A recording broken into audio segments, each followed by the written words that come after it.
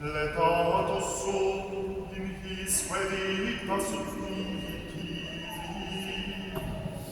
in nomum Domini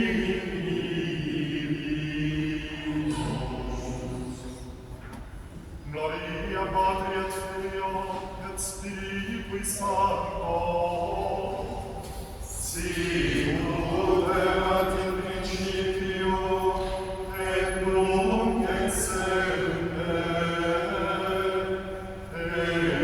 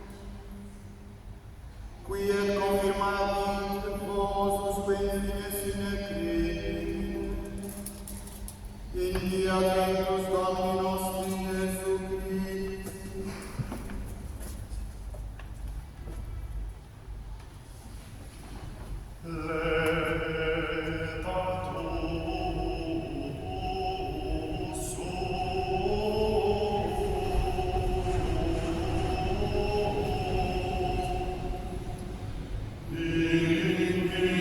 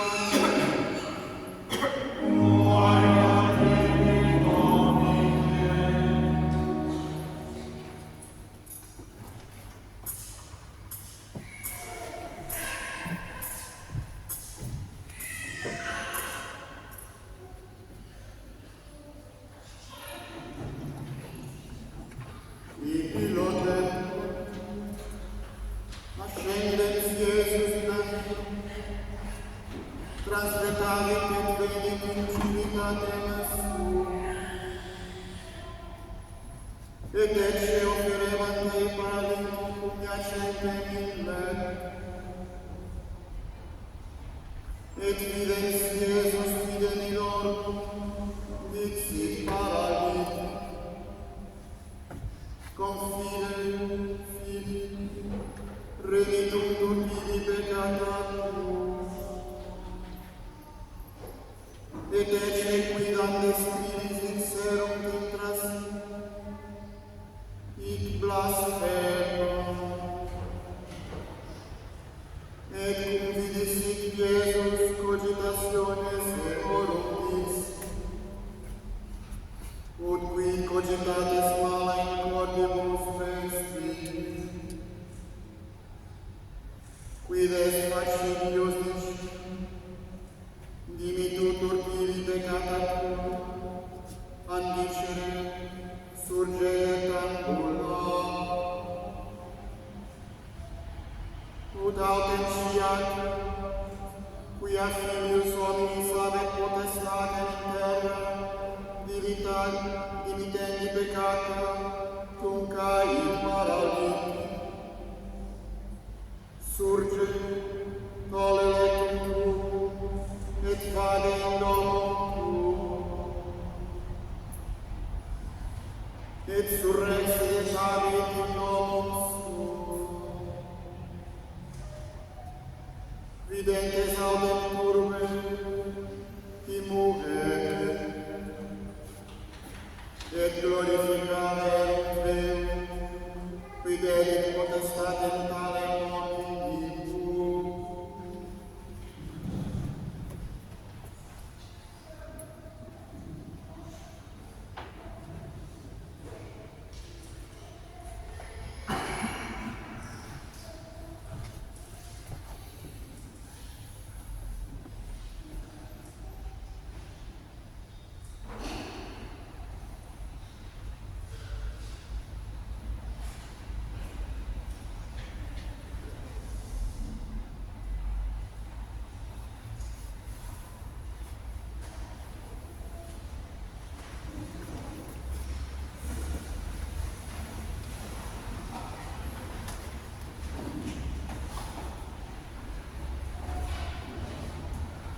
Da Epístola aos Coríntios.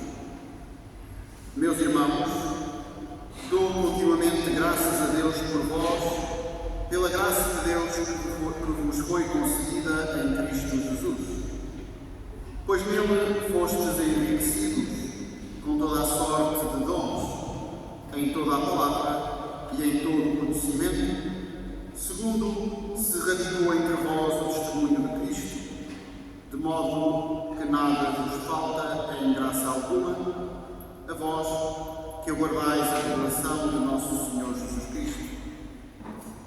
Ele vos fará, além disso, constantes até ao fim, para que sejais irrepreensíveis no dia da vinda de nosso Senhor Jesus Cristo. Do Evangelho segundo São Mateus. Naquele tempo, Jesus, subindo a uma barca, passou para a outra margem e voltou à sua cidade. Senão quando lhe apresentaram um paralítico estendido no leito. Vendo Jesus a fé daqueles homens, disse ao paralítico: tem confiança, filho, os teus pecados são-te perdoados. Mas eis que alguns dos escribas disseram de si para consigo: ele blasfema.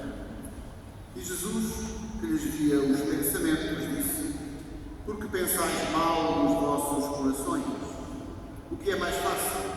Dizer os teus pecados te são perdoados, ou dizer levanta-te e caminha? Ora, para que saibais que o Filho do Homem tem sobre a terra o poder de perdoar os pecados, disse ao paralítico: levanta-te, toma o teu leito e vai para a tua casa. E ele levantou-se e foi para casa. Vendo isto, a multidão cheia de temor glorificou a Deus que deu tal poder aos homens.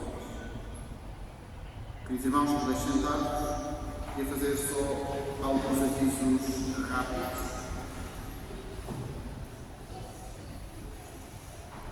Que têm a ver, sobretudo, com as peregrinações que vão haver brevemente. Ou seja, temos a peregrinação Sumorum Pontífico no dia 24, 25 e 26 de outubro. E como ao fim de 3 anos, sem se poder celebrar a missa tradicional da Basílica de São Pedro, o Santo Padre concedeu a graça de podermos este ano celebrar lá a Santa Missa. O Padre Tiago pediu ao Padre Tiago que fosse à peregrinação para ter uma presença portuguesa junto do Cardeal Barco, que irá celebrar esta missa, mas também de toda aquela comunidade que se junta à volta da sede de Pedro para dar graças por esta possibilidade de se continuar a celebrar a Santa Missa tradicional. E, portanto, aqueles que estiverem interessados podem falar com o Padre Tiago e juntar-se a ele. Isto é uma coisa muito organizada à última hora e, portanto, cada um irá por si. Mas é sempre bom que se possa participar deste evento com todos, ou seja, com o Padre Tiago, embora a vida seja organizada por cada um. Depois, a peregrinação da Igreja continua a existir. Já há um grupo de jovens que está a pensar a organizar-se. Também já há vários inscritos, mas ainda não é suficiente. Portanto, pedia também que neste início do jubileu dos 20 anos, temos o jubileu que a Igreja celebra neste momento, que acaba em dezembro, mas também temos o jubileu que se inicia, que é o jubileu dos 20 anos do Instituto Bom Pastor, e, portanto, queria que fossem numerosos nas inscrições. Queria lembrar também os ativos do Advento, casais, último domingo de novembro, será pregado o retiro pelo Padre Pedro Meditoso, que foi reitor do seminário de Portalã, e depois o retiro de jovens será pregado pelo Padre Tiago.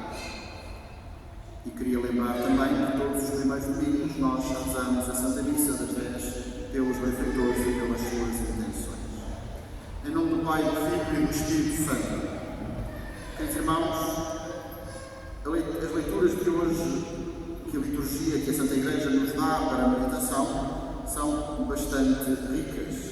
Eu não me canso de dizer isto, porque parece que todos os domingos as leituras são ricas, mas realmente a Palavra de Deus não tem fim, é infinita naquilo que de graça nos pode dar para o nosso crescimento cristão. Eu hoje gostaria de deixar um mote para o domingo, que é o mote do introito, sobretudo do versículo do introito, que se repete depois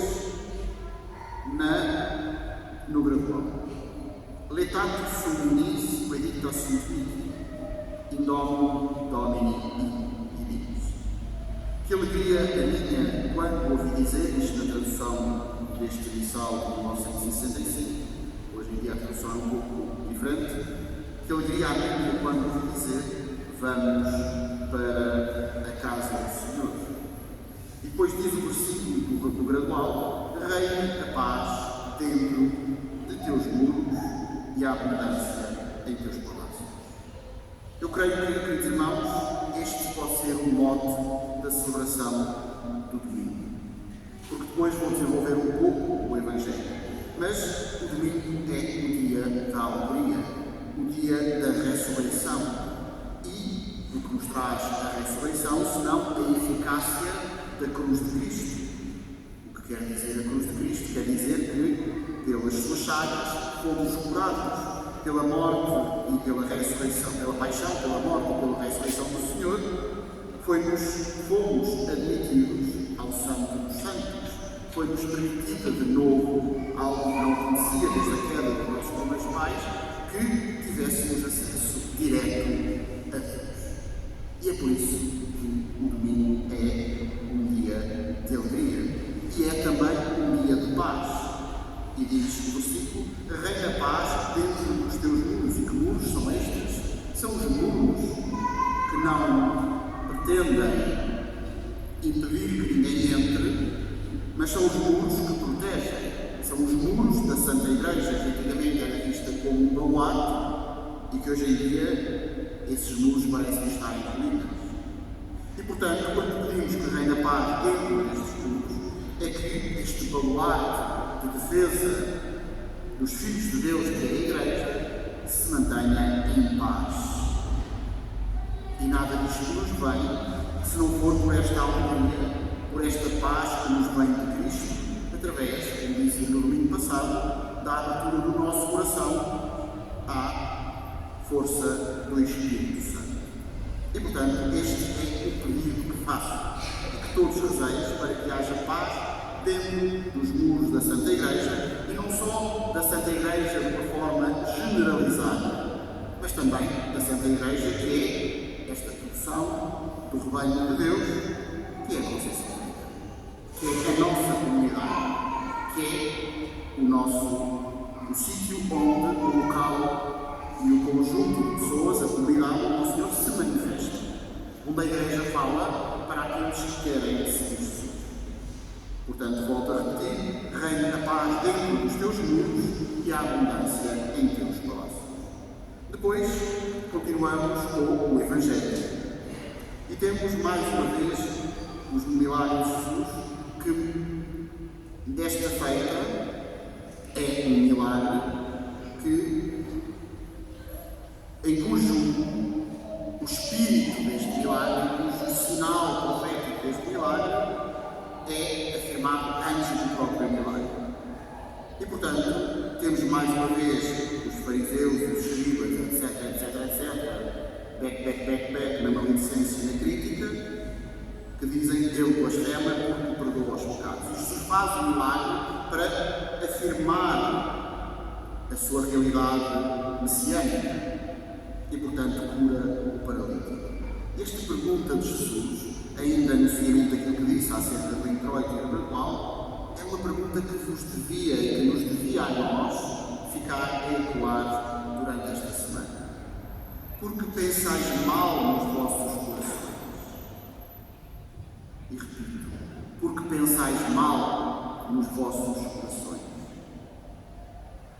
E deixo-vos esta pergunta sem qualquer resposta para que cada um faça um exame de consciência. Eu já fiz o meu e pedia que o Senhor vos iluminasse para que façais também o vosso. E continuando, a frase-chave que eu gostaria de deixar para a reflexão sobre este Evangelho de hoje é que diz o cronista, o evangelista, vendo isso, a multidão ficou com temor e glorificou a Deus por ter dado tal poder aos homens. E como já tinha dito, São Mateus põe-nos perante a cura deste paralítico. E, como em toda a Escritura, é importante que olhemos para lá dos sinais concretos que Jesus realizou, mas que procuremos nele a mensagem que é dita antes da realização do sinal. E é uma mensagem bastante mais profunda. E hoje, antes de curar o paralítico, como já tínhamos visto, o Senhor perdoa-lhe os pecados. E que, irmãos, com este gesto, Jesus mostra qual é a verdadeira enfermidade de que devemos ter medo. A verdadeira enfermidade não são as enfermidades do corpo. A verdadeira enfermidade é o pecado. E é disto que devemos ter medo, porque o pecado corta o nosso relacionamento com Deus, privando-nos da vida sobrenatural da graça, privando-nos também da força do Espírito Santo, que nos sustenta neste combate que devemos levar todos os dias. Queridos irmãos, não queremos ser fatalistas, nem fazer julgamentos arbitrários. É importante que tenhamos presente este dado da nossa fé. Quem está em pecado mortal encontra-se, como o nome indica, morto para a salvação eterna. E é por isso que na nossa oração diária, quer seja de manhã, quer seja na lecção divina ou na meditação, quer seja à noite, é importante que não faltem os pedidos de perdão, juntamente com os pedidos de graças, porque é a graça aquilo que mais precisamos para vencer os nossos defeitos e os nossos vícios. Mas também, e sobretudo, que peçamos luz para reconhecer os nossos pecados, ocultos, ignorados, para que possamos, queridos irmãos, perseverar, porque é a perseverança que nos sustenta até ao final, até aquele momento onde diremos sim, aquele sim derradeiro ao nosso Salvador. E depois de nos contar a cura e o perdão dos pecados do paralítico, São Mateus fala-nos da multidão que diante deste milagre Jesus ficou com medo e glorificou a Deus por ter dado tal poder aos homens. O meu diretor espiritual diz muitas vezes que o medo não é uma coisa má. Se o virmos no sentido daquele temor reverencial que a Escritura é tão pródiga em citar. Ficou com medo e glorificou a Deus. Quem tem o medo de um escravo, quem tem o medo que o faz tolher e poder acobardar-se, não pode glorificar a Deus. Mas quem tem temor por causa desta distância infinita que nos separa do nosso Criador, esse sim, ao ver as maravilhas da criação e sobretudo as maravilhas realizadas em Cristo, então esse sim, por esse temor, glorificar a Deus por ter dado tal poder aos homens, ao homem Deus, Jesus Cristo em primeiro lugar, e aos homens por consequência de participação nesta vida da graça que nos é trazida por Cristo. E ao evangelista não interessa muito a narração do milagre, mas o tema da cura, o tema do perdão dos pecados. Aquele doente que aos olhos de todos era um castigado por Deus e para os judeus, que somos nós hoje, é sempre um parênteses que devemos fazer, era intolerável a atitude misericordiosa de Jesus para com os pecadores. Porque a doença era já uma ação da justiça divina e, portanto, uma condenação justa para aquele que a sofria. E como eles, como os judeus, também nós hoje deixámos de acreditar no amor, deixámos de acreditar na misericórdia e deixámos de acreditar na conversão de vida. Jesus é, portanto, forçado, entre aspas, a defender-se e a explicar-se. E aproveita a cura milagrosa para justificar o poder, para confirmar o poder que tem como filho do homem, fazendo uma coisa visível que é o sinónimo de algo invisível, ou que é a explicação de algo invisível, e aproveitar a cura milagrosa para justificar o poder que tem como filho do homem. E sem meios termos, porque Jesus nunca fala com meios termos, diz diante de todos: Filho, tem confiança, os teus pecados estão perdoados. Depois atesta esta realidade, dizendo: levanta-te e anda, vai livre para a tua casa, para a tua vida, de cabeça erguida, olhando para diante. E, queridos irmãos, eu acho que ninguém percebe muito bem a grandeza deste perdão. Ninguém entende muito bem, muitas vezes devido aos escrúpulos, devido a visões erróneas e a vivências erróneas da fé, a maravilha que é, quando alguém sai do confessionário, poder levantar-se, andar, ir livre para casa, para a sua vida e, sobretudo, de cabeça erguida e olhando em frente. Eu, enquanto sacerdote, vejo isto cotidianamente vejo este milagre, maior do que o milagre da cura, cotidianamente no confessionário.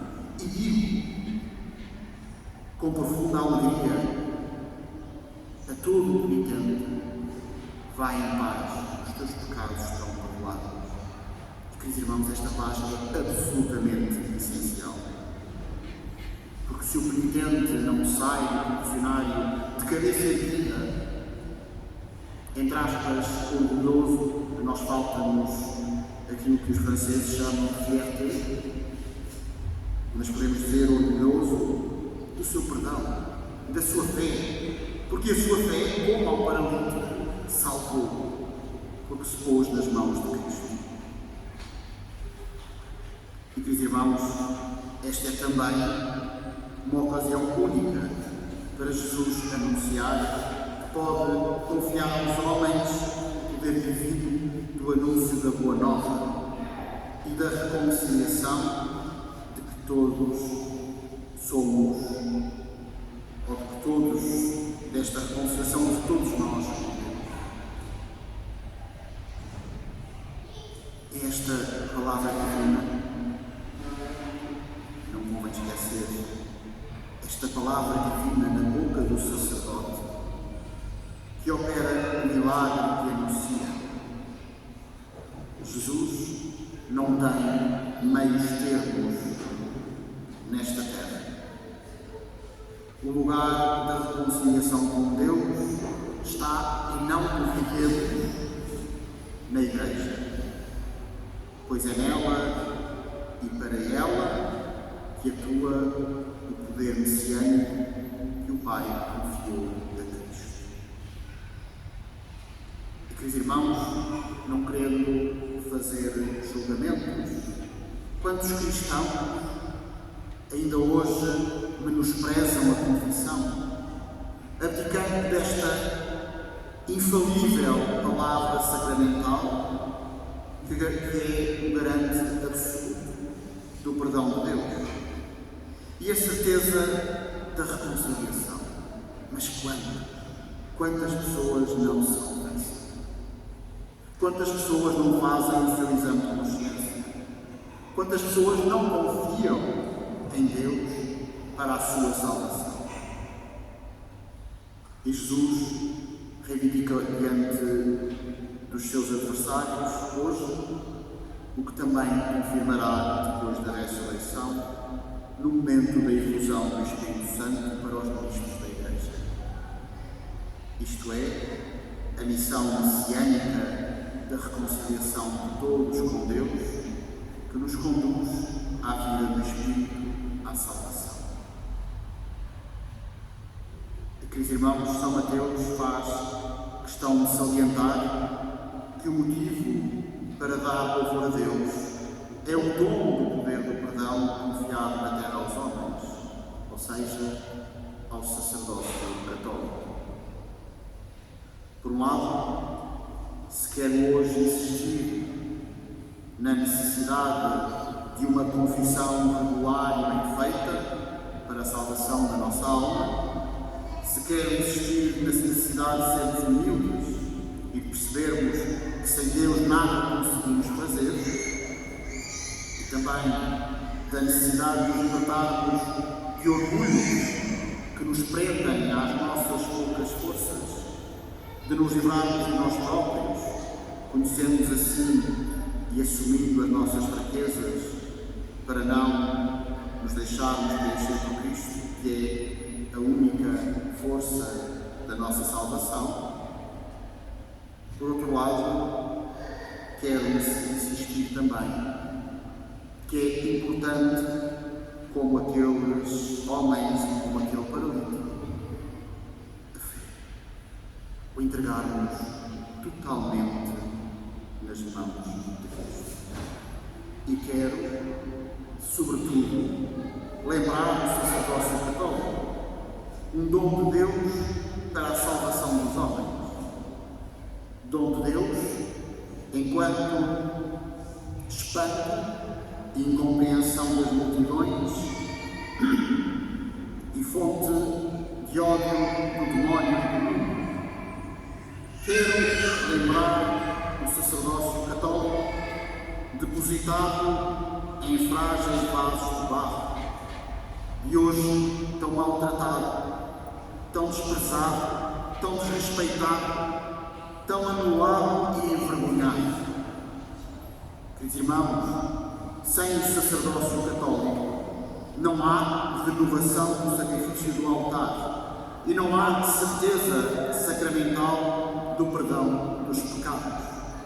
Não há vida nova em Cristo. E, no entanto, tantos olham para os sacerdotes e para o sacerdócio com um sentimento puramente utilitário e egoísta, não acarinhando e não respeitando, esquecendo que esses homens em quem Deus depositou tanto poder, pela sua fragilidade, pela fragilidade da sua humanidade, pela radicalidade da sua entrega e pela perseguição do mundo, precisam, antes de mais, de oração, de muita e sincera oração, mas também de atenção desinteressada e cuidado, de respeito e de ajuda.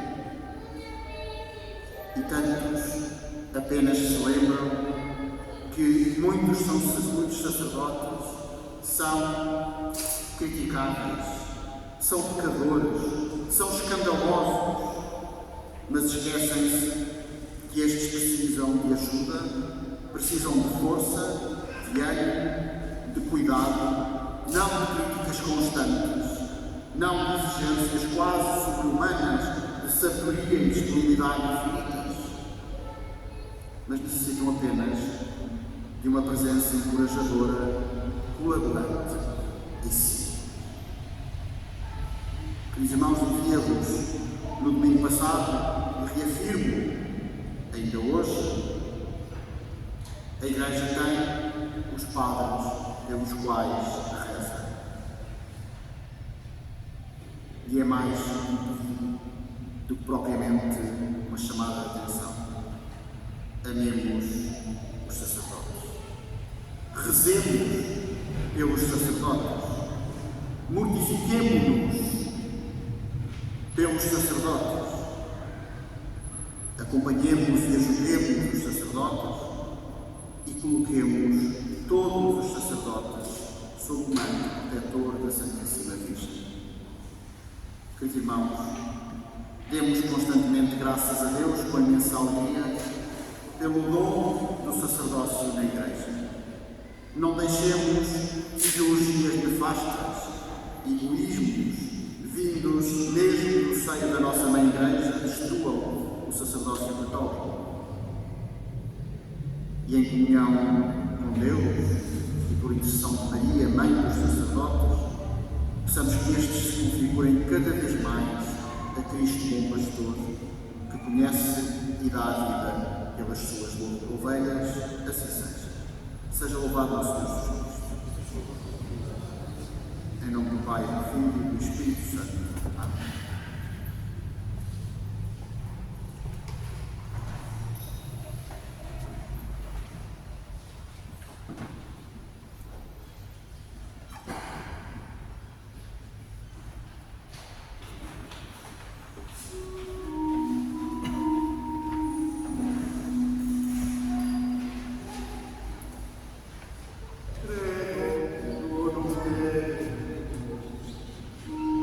Padre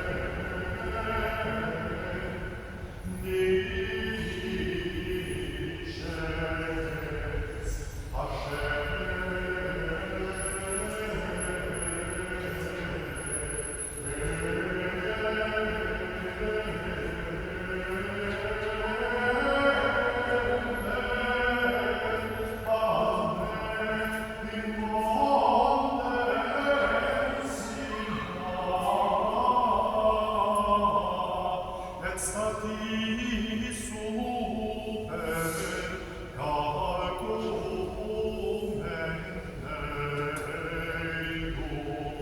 Deus.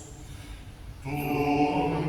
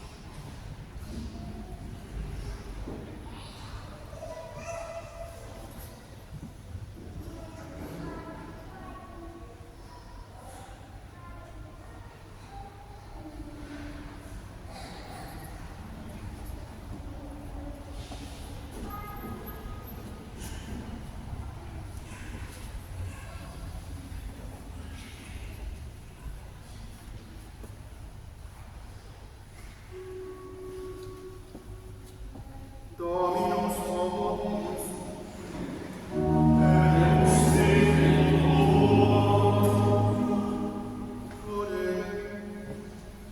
Gratias tibi referibus Domine sacromune vegetati, tuam misericordiam delegant, ut nos eius manifestatione Dei, per Dominum nostrum Iesu Christum,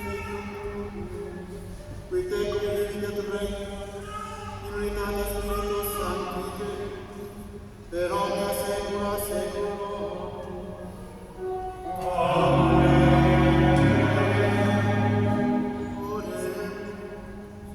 Sumus Domini Beate Mariae Semper, et omnis sanctorum tuorum memoriam recorrente sacramenta celis, presta quesum, ut quod temporaliter celimus eternis gaudius pro secula.